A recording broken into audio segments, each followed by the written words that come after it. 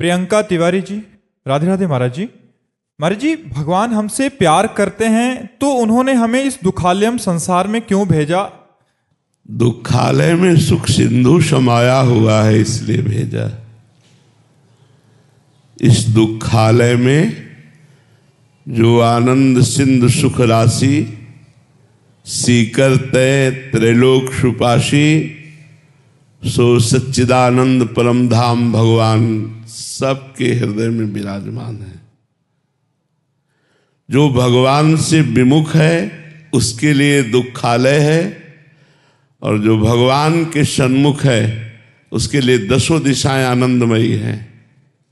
इसीलिए हम कहते हैं भगवान का नाम जप करो, भाव कुभाव अनख आलसहु, नाम जपत मंगल दिशि दसहु। दसों दिशाओं में सुख ही सुख है। दुख कहाँ है? भगवान से विमुख होने पर।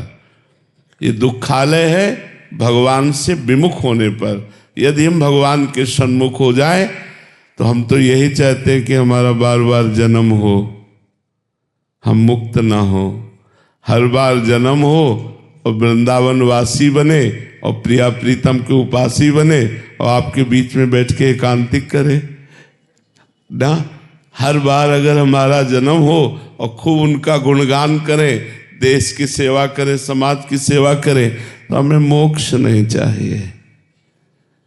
जब हम भगवान से विमुख हैं तो दुखालय है, और भगवान के सन्मुख है तो सुख ही सुख है, आनंद ही आनंद है। ब्रह्मभूता प्रसन्नात्मा न सोचते न कांक्षते, न कोई शोक है न कोई चिंता है। एक अपार आनंद। मनुष्य जीवन में भजन कर सकते हो, स्वर्ग में भजन नहीं कर सकते। आप ब्रह्मलोक में भजन नहीं कर सकते। आप ब्रह्म स्तंभ पर्यंतम सर्वम मायामयम जगत, तिनके से लेकर ब्रह्मलोक तक मायामय है। यहाँ भजन का आनंद ले सकते हो। यहाँ भगवान की लीला कथा सुनकर भगवान से प्रेम करके रो सकते हो, भगवान के प्रेम में तड़प सकते हो। भगवान को प्रेमाधीन भगवान है, उनको अपने अधीन कर सकते हो। देवता बन करके नहीं कर सकते, गंधर्व बन करके नहीं कर सकते, भूत प्रेत बनकर। मनुष्य तो मनुष्य जीवन भगवत विमुख जीवन दुखालय, और भगवत सन्मुख जीवन सुख सिंधु, आनंद सिंधु, महाआनंद, हर क्षण आनंद। कागभूषण जी से गरुड़ जी ने पूछा, महाराज आपको भगवान की इतनी सुंदर प्रेम लक्षणा अनपायनी भक्ति प्राप्त है, आप इतने बड़े महापुरुष हैं, आपको कई कल्पों की स्मृति है, तो आप काग शरीर क्यों धारण किए हुए हैं?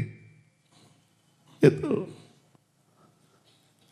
कागभूषण जी ने कहा, गरुड़ जी इसी काक शरीर से मुझे भगवान की भक्ति प्राप्त हुई, इसलिए काक से बड़े कल्प के कल्प हो गए, कई बार कल्प बदल गए, लेकिन मैंने अपना शरीर नहीं बदला, क्योंकि इस काक शरीर से भगवान की भक्ति प्राप्त हुई है। कहाँ दुखालय है? अगर हमारा मन वचन कर्म से भगवान के चरणों में सेवा भाव है, नाम जप कर रहे हैं, परोपकार कर रहे हैं, तो दुख कहाँ है? सुख ही सुख है। देखो, यदि परमात्मा से विमुख हो तो चाहे राष्ट्र का सब सुख तुम्हें मिल जाए तो भी तुम दुखी रहोगे, और तुमसे सब छीन लिया जाए, केवल परमात्मा चिंतन होता रहे, तो तुम बादशाह हो। तुम्हारे अंदर जो सुख होगा वो त्रिभुवन में कहीं सुख नहीं होगा। चाह मिटी, चिंता मिटी, मनुआ बेपरवाह। भगवान के भजन के चिंतन के प्रभाव से जिनको कछु न चाहिए वे साहन के शाह। दुख है कहाँ?